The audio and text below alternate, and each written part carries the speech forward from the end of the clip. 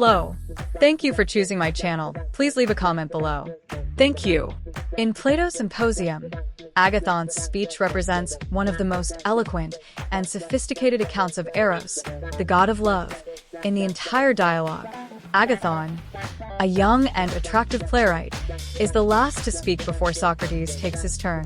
His speech stands out because of its highly poetic and rhetorical nature, as well as its philosophical implications regarding the nature and qualities of love. While the earlier speeches, including those of Phaedrus, Pausanias, and Aristophanes, have laid the groundwork for understanding love through various lenses, be it through ethics, mythology, or personal experience, Agathon's speech elevates love to an idealized and divine status. It is framed by his youthful exuberance and passion, which contrast with the more measured or contemplative contributions of other speakers. Agathon's opening remarks. Agathon begins by acknowledging that the previous speeches have already explored many aspects of Eros, yet he promises to provide a perspective that emphasizes the positive qualities of the god. He praises the other speakers for their eloquence and contributions, but stresses that his own account will highlight the beauty, goodness, and divine nature of Eros. Agathon's approach is thus one of celebration, painting Eros not only as a force of attraction but as a god who embodies all the virtues that humans seek to emulate: beauty, goodness, and wisdom. His speech is steeped in rhetorical flourishes, which reflect his background as a playwright and his skill in the art of persuasion. Agathon begins by describing how Eros, as a young and divine figure, is the source of all that is beautiful and good in the world. He makes clear that love is not only responsible for the creation of beautiful things but also embodies beauty itself, as well as the virtues that are associated with it, such as moderation, courage, and wisdom. For Agathon, love is not a mere mortal or transient phenomenon but a cosmic, divine power that shapes the very nature of existence. The divine and human aspects of Eros. Agathon emphasizes that Eros is the source of harmony in the world. Unlike other gods, who are associated with specific aspects of life, Eros encompasses all things beautiful and virtuous. His view of love is idealistic and grand, portraying it as a god who is responsible for all that is good and just in both the divine and human realms.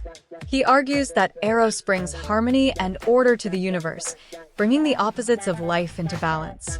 Without Eros, there would be no beauty, no harmony, and no goodness in the world.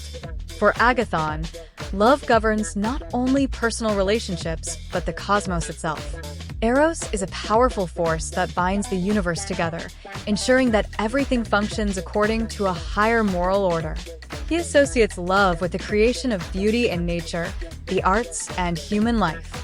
In his speech, Agathon implies that Eros is the foundation of the virtues that make life worth living, and he ties love to the aesthetic and ethical ideals of human existence.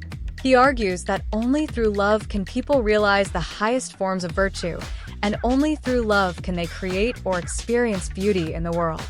Love, for Agathon, is not just an emotional or psychological experience. It is the very force that underpins all goodness and beauty in the world. Eros as the youngest and most beautiful of the gods. Agathon provides a particularly striking image of Eros as an eternal and youthful god. He is the youngest of the gods, which Agathon presents as a symbol of vitality and freshness. The youth of Eros serves as an ideal, representing purity and the full potential of life. By characterizing Eros as eternally young, Agathon connects love to eternal beauty and goodness, suggesting that it is a force that never fades, grows old, or dies. The imagery of youth also implies a dynamic quality to love. Agathon's Eros is not a passive or static force, but one that is always in motion, always seeking to create and sustain beauty. Love, in this view, is a transformative and progressive force that continuously shapes and reshapes the world. Eros, being both youthful and divine, is an ageless god who is always striving to perfect the world and humanity. This aspect of Agathon's speech reflects his idealistic and somewhat optimistic view of love, one that links the divine qualities of Eros to the highest aspirations of human nature: love and the virtues. A significant portion of Agathon's speech is dedicated to the virtues that love embodies and encourages. Agathon contends that love is not just a feeling but a moral force that shapes individuals and communities. Eros, according to Agathon, is a god who embodies courage, moderation, and wisdom, virtues that humans should strive for. He argues that love is the root of all good actions and qualities. It is love that inspires people to perform heroic acts and create beautiful works of art, philosophy, and civilization. The virtue of courage, in particular, is central to Agathon's conception of love. He argues that love is responsible for the courage of warriors on the battlefield, inspiring them to fight valiantly and protect their communities. This connection between love and courage reflects a broader belief in the unifying power of love, which provides people with the strength and will to accomplish great deeds. Love also fosters the virtue of moderation, as it leads individuals to seek balance and harmony in their lives. For Agathon, love is not merely an emotional passion but a moral force that motivates people to be virtuous and to act in accordance with the highest ideals of beauty and goodness. In addition to courage and moderation, Agathon also associates love with wisdom. He believes that love brings people closer to knowledge and understanding, inspiring them to seek truth and to develop wisdom. Eros, in Agathon's view, is the divine force that leads humanity toward intellectual and moral enlightenment. Love is not just an emotion or a physical attraction, but a guiding force that steers people toward virtue, wisdom, and the creation of beauty. The role of Eros in human affairs. Although Agathon's speech emphasizes the divine and idealized qualities of Eros, he also discusses the way in which love manifests in human relationships. He argues that love governs the emotional bonds between people, bringing them closer to one another and fostering a sense of mutual respect, admiration, and affection. Love, for Agathon, is the force that unites individuals and encourages them to act in accordance with the highest moral standards.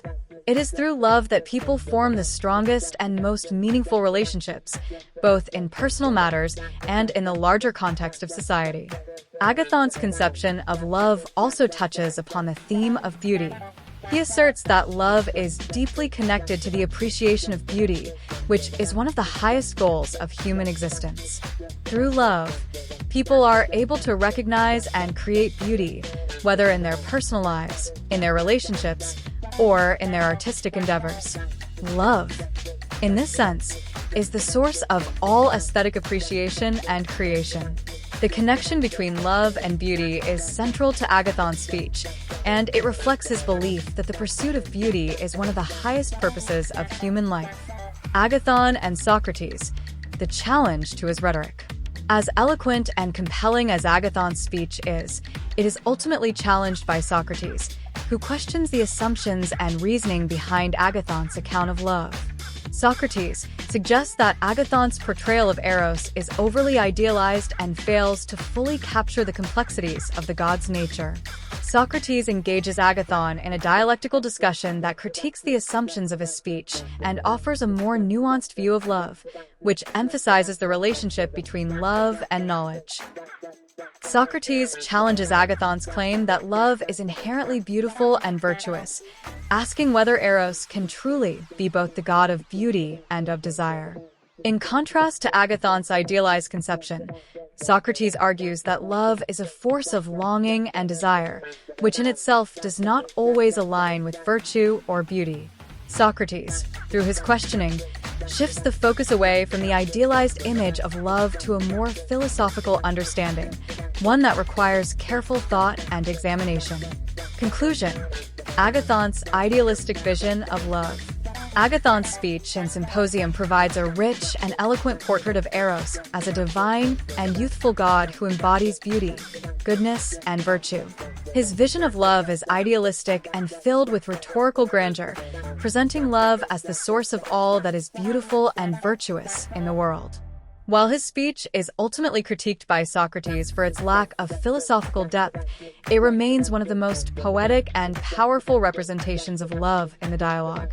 Rough Agathon's speech, Plato invites the reader to explore the various dimensions of love, from its divine origins to its manifestations in human relationships. Agathon's idealized vision of Eros as a source of all beauty, goodness, and virtue provides a contrast to the more practical, philosophical, and critical views of love expressed by other speakers, particularly Socrates. This variety of perspectives enriches the dialogue, making Symposium a multifaceted exploration of love in all its forms. I love Agathon's speech. This study is great indeed. But all of Plato's writings have merit and are interesting. I would like to emphasize that it is important to focus on good things. Whatever is good, whatever is uplifting. If someone hurts, you of course do what you can to remedy the matter, but being mad only hurts you and negatively affects your future. When you are happy, you attract more happiness. When you are sad or angry, you attract bad people and repulse good people, bringing more sadness. Choose to be happy, focus on your goals. Happiness is a way of life and is contagious. Goodbye. Thank you for watching my videos. Please like and subscribe so I can create more.